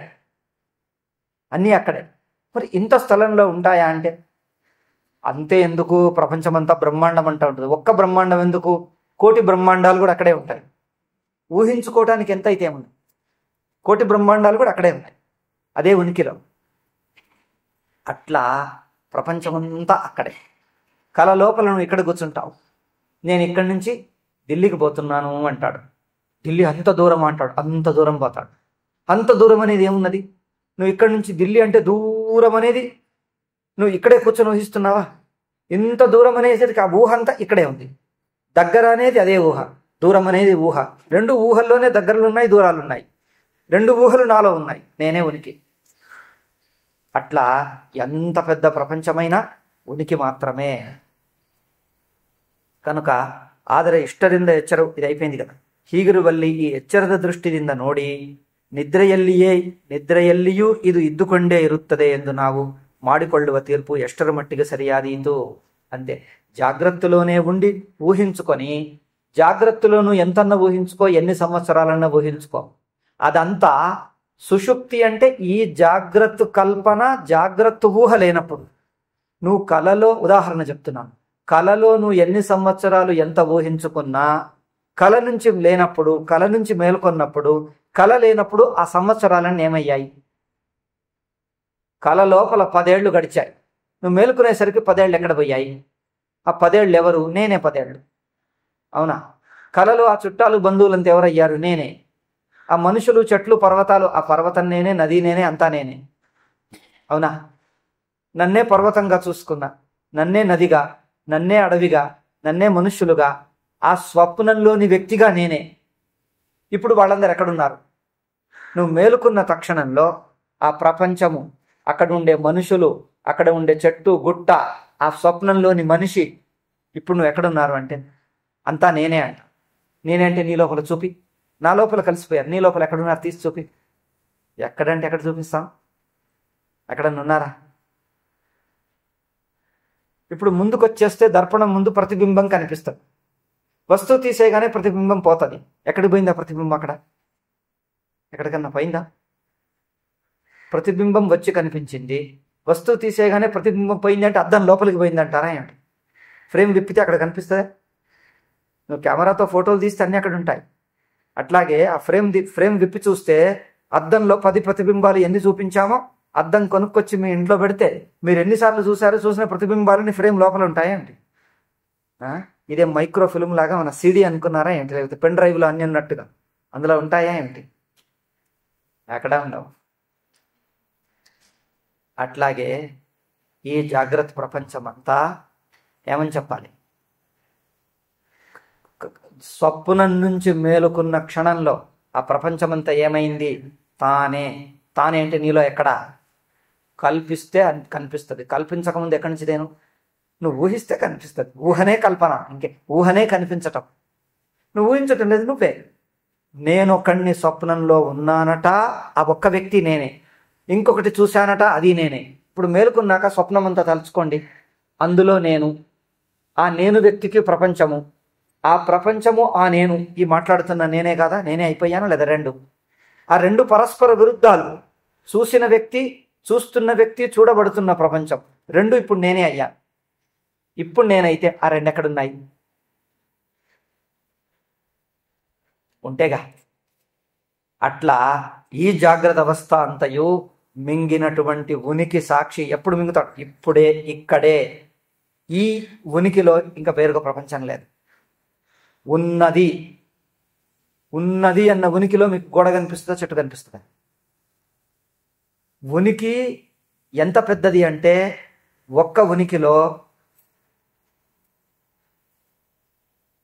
చెట్లు ఉన్నాయి, చెట్టు ఉన్నది, గోడ ఉన్నది, తలుపు ఉన్నది, హాల్ ఉన్నది, కుర్చీ ఉన్నది. ఒక్క ఉనికిలో ఇన్ని వస్తువులు ఇమిడిపోయాయా? ఇమిడిపోతాయి. ఎన్నెన్నా ఇమిడిపోతాయి. అవునా? సినిమా స్క్రీన్ మీద, ఇంతే స్క్రీన్ మీద పర్వతాలు కనిపిస్తాయి, నదులు కనిపిస్తాయి, చెట్లు కనిపిస్తాయి, అరణ్యాలు, మనుషులు, పెద్ద పెద్ద క్రేన్లు అన్నీ అక్కడే కనిపిస్తాయి. అంతే స్క్రీన్లో. అది ఎట్లా ఇమిడిపోతాయంటే ఇంకెన్నెన్నా ఇమిడతాయి. 10 ఛానళ్ళున్నా ఇమిడిపోతాయి అందులో. అట్లా ఒకే ఉనికిలో పర్వతాలు ఉన్నాయి అంటే ఉనికే. అంతేనా? నది ఉన్నది, అగో ఉనికే. చెట్టు ఉన్నది, ఉనికే. అన్నీ ఉనికి ఉనికి ఉనికి. ఉనికిని వదిలేముండాలి. ఇప్పుడు ఈ వస్తువులో రంగు కనిపిస్తుంది, స్పర్శ కనిపిస్తుంది. అవునా? ఇప్పుడు అనేది కాలం కనిపిస్తుంది, ఇక్కడ అనే దేశం కనిపిస్తుంది. ఇది కాకుండా ఇంకేమున్నది? ఉనికి. ఆ ఉనికి ఒక్కటే దీని స్వరూపం. ఆ ఉనికి తీసేస్తే ఇందులో ఏమన్నా మిగులుతుందా? ఇక్కడ అనే చోటు, ఇప్పుడు అనే కాలం, ఇది అంటే ఏమిటి? ఈ రూపము, ఈ స్పర్శ, ఇవన్నిటికీ ఆధారం ఉన్నది అని ఒక్కటే. ఆ ఉనికిని తీస్తే ఇంకా పెన్నులో ఏమైనా మిగులుతుందా? అంటే ఈ పెన్నులోని రంగులకు ఉనికే ఆధారం. రంగులు ఉన్నది, స్పర్శ ఉన్నది, ఇక్కడ అనేది ఉన్నది, ఇప్పుడు అనేది ఉన్నది. ఆ ఒక్క ఉనికికే ఈ 3-4 పేర్లు. ఆ ఒక్క ఉనికి తీస్తే ఇంకా ఇవేవి లేవు. కనుక ఆ ఒక్క ఉనికిలోనే ఇవన్నీ ఇమిడిపోయాయి, మునిగిపోయాయి. ఉనికి ఒక్కటే. ఈ పెన్ను ఉన్నది, ఏదైనా ఉన్నది ఉన్నది ఉన్నది. ఆ మనిషిని చూస్తే నేనేమంటాను? నువ్వు అంటాను. అవునా? నువ్వు అని చెప్తాను. ఆ మనిషి తనను తాను నువ్వు అని చెప్పుకుంటాడా? మరి అతన్ని నువ్వు అన్నది ఎవరు? ఈ దేహ దృష్టి నుంచి. ఈ దేహపు స్థానంలో కూర్చొని నేను నువ్వు అంటాను. ఈ దేహపు స్థానంలో కూర్చొని అతడు అంటాను. అతడు తనను తాను అతడు అనుకుంటాడా? మరి అతడు అని పేరు అతనికి ఎక్కడి నుంచి వచ్చింది? తనకు లేదు, ఇంకొకడు బయటివాడు పెట్టిన పేరు. తనకు లేదా పేరు. అవునా? ఇంకోటి, నేను అనే పేరు తనకు తాను పెట్టుకుంటాడా? ఇంకొకడికి చెప్పేటప్పుడు నేనంటాడు, కానీ నువ్వు ఒంటరిగా కూర్చున్నప్పుడు నేను జ్ఞాపకం చేసుకోవాలా? నేననే పేరు కూడా ఇంకొకడికి చెప్పేటప్పుడు ఇంకొకళ్ళకు మాట్లాడేటప్పుడు ఆ మనిషికి చెప్పేటప్పుడు పెట్టుకున్న పేరే కానీ, అంటే పెట్టుకోవటం అంటే పరామర్శించేటప్పుడు, వాళ్లకు చెప్పేటప్పుడే కానీ తనకు తాను ఉన్నాడంతే. ఇప్పుడు వ్యక్తికి తన ముఖం తనకు కనిపిస్తుందా? ఆ ముఖం నాకు కనిపిస్తుంది. ఇక్కడ నేను కూర్చొని ప్రవచనం చెప్తూ ఉంటే నేను ఎట్లా కనిపిస్తానో నాకు తెలియదు. ఎట్లా అక్కడ కూర్చుండే వాళ్ళకి ఎట్లా కనిపిస్తుందో నాకు తెలియదు. తెలియాలంటే నేను అక్కడ పోయి కూర్చోవాలి. నేను అక్కడ పోయి కూర్చుంటే ఇదేం కనిపించదు. అందుకోసం ఏ వస్తువైనా, ఏ వ్యక్తినైనా ఆ వ్యక్తి అని అనాలంటే నేను ఇక్కడ కూర్చొని ఆ వ్యక్తి అంటున్నాను. అయితే నేను ఇక్కడి నుంచి చూస్తే ఇక్కడి నుంచి కనిపించేదే గాని, ఎట్లాగైతే చంద్రుడిని ఇక్కడి నుంచి చూస్తే ఇంత చిన్నగా కనిపిస్తాడు. నిజంగా చంద్రుడు ఇంతే ఉన్నాడా జానుడు? ఆకాశం ఇక్కడ భూమికి అంటే ఇక్కడి నుంచి చూస్తే కనిపించేది ఈ దృష్టే గాని అక్కడ ఉన్న వస్తువు కాదు. ఉన్న వస్తువు మనకు తెలియటంలే, ఇక్కడున్న చూపే. ఇక్కడి నుంచి చూస్తే ఎట్లా కనిపిస్తుంది అక్కడ. ఇప్పుడు గోడ అక్కడ అన్నాను, ఆ గోడకు పోతే అది అక్కడ అవుతుందా? నువ్వు అక్కడికి పో, అది అక్కడ అనిపిస్తుందా? అక్కడ అనేది ఇక్కడి నుంచి పెట్టిన పేరే కానీ నువ్వు అక్కడికి పోతే అది ఇక్కడ అవుతుంది, అక్కడ కాదని. అవునా? అక్కడ అనేది కాదు, ఇక్కడి నుంచి అక్కడ అని పేరు పెట్టావు. నువ్వు అక్కడికి పోతే అది అక్కడ అని కాదు, అది ఇక్కడ అవుతుంది. కనుక ఈ అక్కడ అనేది ఏమిటాయి అంటే కల్పిత పేరు. ఇక్కడి నుంచి, ఈ దృష్టి నుంచి పెట్టుకున్న పేరు. అట్లాగే ఏ మనిషినన్నా చూడాలంటే ఆ మనిషిని ఆయన్ను ఆయనగా చూడాలి కానీ ఆయన్ని ఆయనగా నేను చూడటమే లేదు. ఈ దేహపు స్థానంలో కూర్చొని ఆయన్ని చూస్తున్నాను, ఈ దేహపు స్థానంలో కూర్చొని గోడ చూస్తున్నాను, ఈ దేహపు స్థానంలో కూర్చొని దాన్ని చూస్తున్నాను. అంటే వాటన్నిటినీ ఈ దేహపు స్థానం నుంచే చూస్తున్నాను. నేను చూసేదల్లా నా దేహమే కానీ ఇంకొకటి కనిపించటమే లేదు. నాకు ఎక్కడ కనిపిస్తున్నారు? నా దేహపు స్థానమే. నేను ఆ వ్యక్తిని, ఆ గోడను చూడాలంటే ఈ దేహపు స్థానం వదిలి ఆయన స్థానంకు పోవాలి. మిమ్మల్ని మీరు ఎట్లా చూసుకుంటున్నారో మీకు మీరు ఎట్లా ఉంటారు? తాను ఉన్నాడు అంతే. అవునా? ప్రతి వ్యక్తి తనకు తాను ఉన్నాను ఉన్నాను అనే ఉనికి రూపంగానే చూస్తాడు. నేను మిమ్మల్ని ఈ దిక్కు నుంచి చూస్తే ఎట్లా కనిపిస్తున్నారో, ఇప్పుడు నాకు మీ ముఖము మీరు ఎట్లా కనిపిస్తున్నారో ఇదే మీకు కనిపిస్తుందా? ఎందుకు? మీ దృష్టికి లేదది, అది నా దృష్టికే ఉంది. నేను అట్లాగే మీకు మీ దృష్టికి ఎట్లా కనిపిస్తున్నానో అది మీకు కనిపించేది అది మీ ముఖమే. నా ముఖం మీకు ఏదన్నా కనిపిస్తే అది మీదే కానీ నాది కాదు. ఎందుకంటే నాకు అది కనిపించదు, నాకు లేదది. నాకు కనిపించదు, నాకు లేదు. మీకు ఏది కనిపిస్తుందో అది మీదే. మరి అంతేగా, మనం ఇక్కడి నుంచి ఆకాశం కిందికి వచ్చి కనిపిస్తే అది నాకే కానీ ఆకాశంకి అక్కడ ఉన్నది అట్లున్నదా? ఆకాశంకి అట్లా కనిపించదు, నాకు కనిపిస్తుంది. మరి నాకు కనిపించింది అది నాదే, అక్కడ లేదది. అట్లాగే ఎవరైనా ఏ వస్తువునైనా, ఇప్పుడు కుర్చీని కానీ మనిషిని కానీ నేను ఈ స్థానంలో ఉండి చూస్తున్నానే కానీ వాళ్ళు ఎట్లున్నారో నాకేం తెలియదు. వాళ్ళు ఎట్లున్నారో తెలియాలంటే ఏం చెయ్యాలి? నేను ఇక్కడ ఉండటం మానాలి. మీరు ఎట్లా ఉన్నారో మీ స్థానంలో నేను కూర్చొని చూస్తే మీరు మీరు మీరు మీలాగా నాకు కనిపిస్తారు. అంటే ఏం చెయ్యాలి? ఈ నేననేది నేను వదలాలి, ఈ దేహస్థానం నేను వదలాలి, నేను మీరైపోవాలి. మీ స్థానంలో కూర్చుంటే అప్పుడు మీరు కనిపిస్తారు. అంతేగా. ఇప్పుడు ఇది పెన్ను అంటే నేను ఎదురుగా ఉండి ఇది పెన్ను అంటున్నాను. నేను ఈ వ్యక్తిగా ఉండటం మానేసి ఆ పెన్ను అయిపోవాలి. పెన్ను అయిపోవటం అంటే పెన్ను తన దిక్కు నుంచి చూస్తే నేనున్నాను. ఈ పెన్నుకు రంగులు నా కన్నుతో కనిపిస్తున్నాయి, నా కంటికి కనిపిస్తున్నాయి. దీని స్పర్శ నా స్పర్శేంద్రియానికి ఉన్నది. నువ్వు నిప్పును వేడి అన్నారు. నిప్పును వేడి అంటే అర్థం ఏమిటి? నిప్పు దగ్గరికి పోయి అమ్మో వేడిగా ఉంది అన్నారు. నిప్పుకు ప్రాణం ఉందనుకోండి, నిప్పుకు వేడి అంటే తెలుసా? నిప్పుకు వేడి అంటే తెలుసా? ఒకవేళ తెలిస్తే నిప్పు గతెంగాను కాలిపోతుంది. అది నిప్పుకు వేడి అంటే తెలుసా? నిప్పుకు వేడి తగులుతుందా? నిప్పుకు వేడి అని తగలదు. నిప్పుకు వేడి అని ఎవరు పేరు పెట్టారు? మనం పెట్టాం. అంటే మనం అంటే ఎందుకు పెట్టాం? దాని దగ్గరికి పోతే మన స్పర్శేంద్రియానికి వేడి తగులుతుంది. మనకు కలిగిన అనుభవానికి దానికి పేరు పెట్టాం వేడి అని. మన వేడి అనుభవం దానికి ఉందా? నేను చెప్పింది అర్థమవుతుందా? మీకు అంత కన్ఫ్యూజ్గా ఉందా? నా స్పర్శేంద్రియానికి వేడి తగులుతుందే కానీ దానికి వేడి ఉందా? అంటే నేను అక్కడికి పోతే నా స్పర్శేంద్రియానికి తగిలిన వేడిని దానికి వేడి అని పేరు పెట్టాను. నాకు కలిగిన వేడి దానికి తగులుతుందా? నిప్పుకు వేడి, నిప్పుకు పోయి వేడి అంటే అంటే ఏమిటి అంటది. నిప్పుకు పోయి అబ్బా వేడిగా ఉన్నావు ఏమిటి అంటే నేను వేడిగా ఉన్నానా? వేడి అంటే ఏమున్నాను నేను చెప్పు అంటుంది. వేడి అంటే నీకు తెలియదా అండి?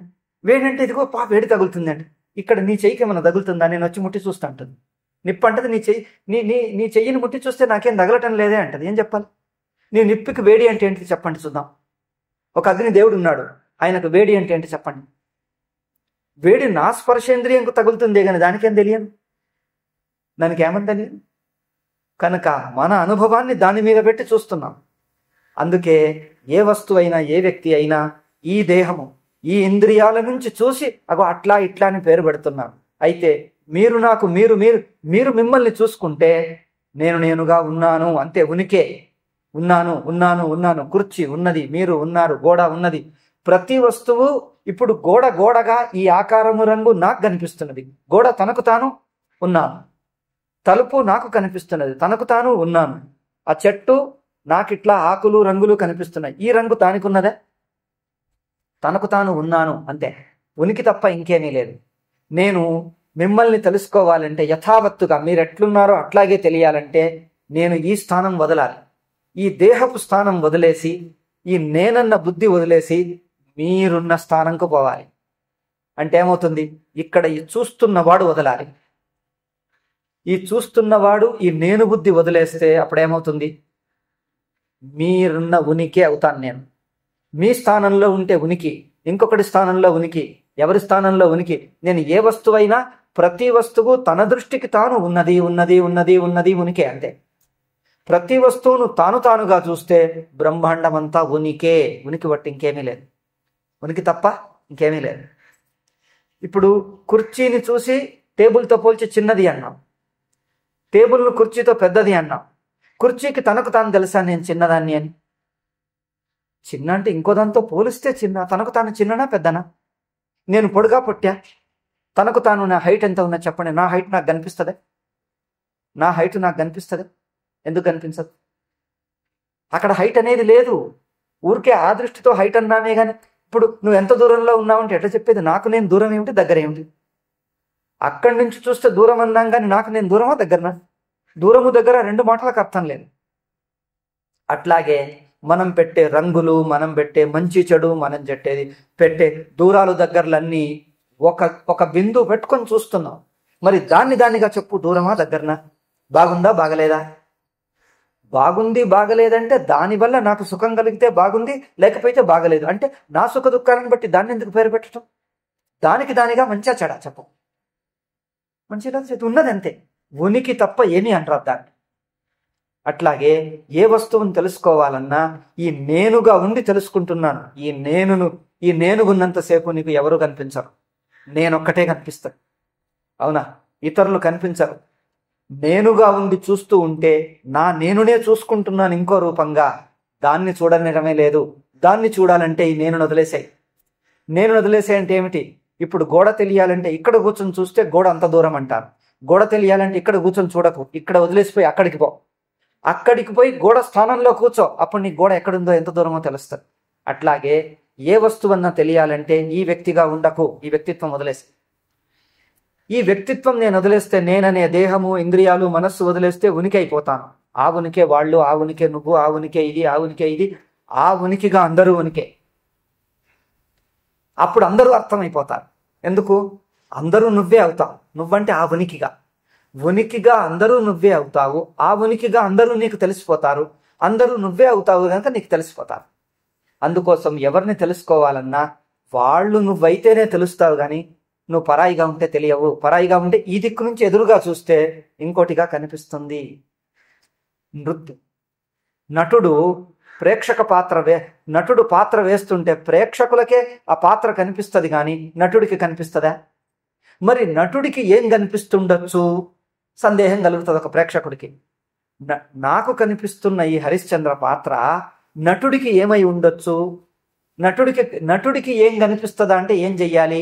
నువ్వు ప్రేక్షకుడిగా ఉండటం మానేసి నువ్వు నటుడైపో. నటుడి స్థానంలో కూర్చో, అంటే నటుడి స్థానంలో నిలబడు. అప్పుడు నీకు ఆ పాత్ర కనిపిస్తుందా లేదా తెలుస్తుంది. పాత్రనే లేదు. అట్లాగే ఎవరిని చూడాలన్నా నువ్వు వాళ్ళ స్థానంలో కూర్చో. ప్రతి వ్యక్తిని వాళ్ళ స్థానంలో కూర్చుంటే అప్పుడు ఇక్కడి నుంచి నువ్వు పెట్టిన పేరు లేదు అక్కడ. ఇక్కడి నుంచి అతడు, నువ్వు, ఇట్లున్నావు, అట్లున్నావు, అవి ఏవీ లేవు. అవన్నీ పోయాయి. ఎందుకు? ఈ కళ్ళు వదిలేశాడు, ఈ ఇంద్రియాలు వదిలేశాడు, ఈ దేహస్థానం వదిలేశాడు, ఈ వ్యక్తిగా ఉండటం మానేశాడు. ఆయన ఎవరు కనిపిస్తాడు? ఉన్నది ఉనికి తప్ప ఏమీ కనిపించదు. ఇప్పుడు చెప్పండి, బ్రహ్మాండం అంతా ఉనికే ఉన్నదా? ఇంకేమైనా ఉందా? ఇంకా ఏమన్నా అది తప్పుడు కల్పన. ఎందుకు? ఒకదాన్ని ఇంకో దృష్టి నుంచి చూస్తున్నావు, అందుకే తప్పవుతుంది. ఏ వస్తువైనా, కుర్చీ మనకు అట్లా కనిపిస్తుంది అంటే మనకు కనిపిస్తుంది. తానుగా ఎట్లున్నది? నువ్వు కుర్చీ స్థానంలో ఉండు, నువ్వే కుర్చీ అయిపోయి చూడు, ఏమీ కనిపించదు. నువ్వు ఇంకొకటికి కుర్చీగా కనిపిస్తావేమో కానీ నువ్వు మాత్రం ఉనికే. అదేవిధంగా ప్రతి మనిషి తనను తానుగా, అందరినీ తానుగా చూడు. వాళ్లను మనంగా ఉండి చూడకు. వాళ్ళుగా, తానుగా, ప్రతిదాన్ని తాను అంటే అదే సాక్షి. ఆ తాను మాటనే సర్వవ్యాపకం. అంటే అందరూ అదే తాను, అందరూ అదే ఉనికి, అందరూ అదే అద్వితీయ ఉనికి. ఇంకా చెప్పేది ఏముంది? అయిపోయిందిగా. జగత్తు తొలగిపోయిందిగా, ఉనికి ఒక్కటే మిగిలిందిగా. ఇంకా అయిపోయింది వేదాంతం. టైం కూడా అయింది, మిగిలిన తర్వాత. ఓం శాంతి శాంతి శాంతి. హరి ఓం శ్రీ గురుభ్యో నమః. హరి ఓం తత్సత్.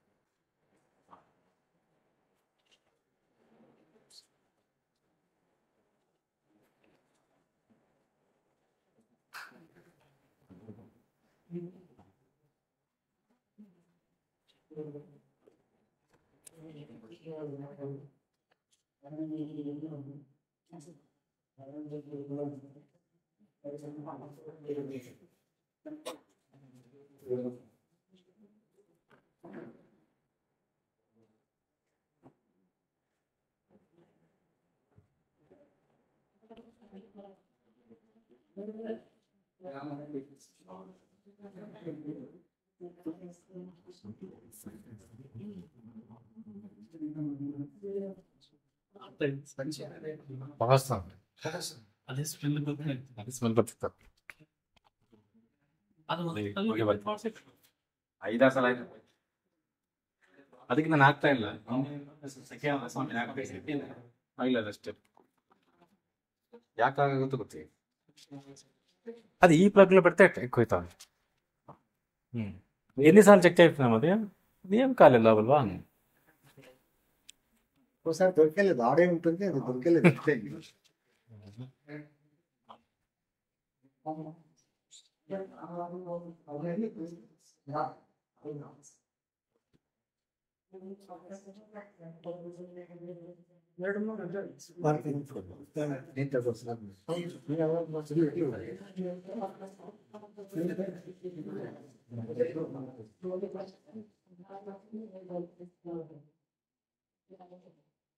ఎవరన్నా కనిపించడం చూస్తున్నారు ఉండడానికంటే పర్మనెంట్ గా ఉండాలంటే కొంచెం ఆలోచన చేస్తారు ఇట్లా ఉండేది ఇలా వండుకోవాలి ఈ కార్యక్రమాలు ఎవరండి ఇప్పుడు వాళ్ళు ఇల్లు పక్కంతా ఫ్యాక్టరీ అవి ఉంటాయి కదా డబ్బులు ఎక్కువ వస్తాయి మీరు వంటలు అట్లా సంపాదిస్తారు పని తక్కువ దొంగగా చేస్తారు అంతా పని ఒళ్ళు ఉంచి చేయరు ఏదో అట్లా పని చేసేది అట్లా పోయేది పక్కన మళ్ళీ అర్థాలు కొట్టేది అంతా చేస్తారు అందుకని ఉంటే వాళ్ళకి అన్ని అవుతారు వాళ్ళకి అర్థం కదా పాపం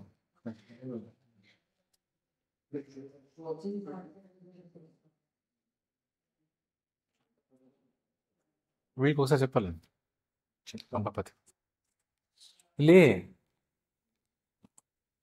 ಇಲ್ಲಿ ನೋಡ್ಕೊಂಬಕ್ಕೆ ಯಾರನ್ನ ಬೇಕಪ್ಪ ನಿಮ್ಮೂರಾಗಿದ್ದಾರ ಯಾರ ಎಲ್ಲಿ ಆಶ್ರಮ ಇಲ್ಲಿ ನೋಡ್ಕೊಂಬೇಕಾ ಏನು ಸ್ವಾಮಿ ಹಂಗೆ ಯಾರನ್ನ ಸಿಗ್ತಾರ ಯಾರು ಹಂಗೇನೆ ಕೇಳ್ಬೇಕು ಸ್ವಾಮಿ ಯಾರನ್ನ ವಿಚಾರಿಸ್ಬೇಕು ಕೇಳಿದ್ರೆ ನಾನು ಭಾಳ ಯಾರ ಮಂದಿದಾಗ ಓಡಾಡಕ್ಲೇನಿಲ್ಲ ಅವಾಗ ಓಡಾಡ್ತಾರ ಕೇಳ್ಬೇಕು ನಾವೇನು ಮನೇನೋ ಊಟೇನೋ ಮನೆ ಅಷ್ಟೇ ಇಲ್ಲಿ ಯಾವಾಗ ಇದ್ರಲ್ಲಿ ಸ್ವಾಮಿ ರಾಮದೇವರು ಇಲ್ಲ ಆತ ಬಿಟ್ಬಿಟ್ಟ ఆయన భార్య ಸುಮ್ಮನೆ ಇವಾಗ ಮಾಡ್ತಾಳೆ రామస్వామి భార్య చనిపోయింది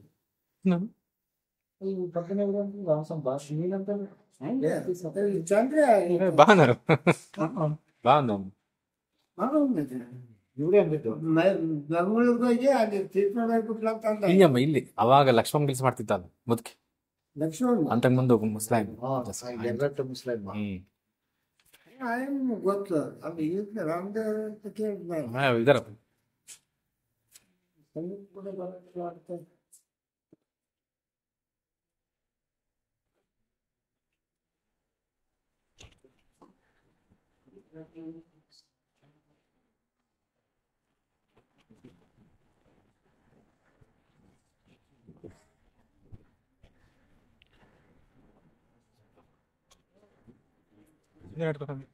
ಎಲ್ಲರಿಗೂ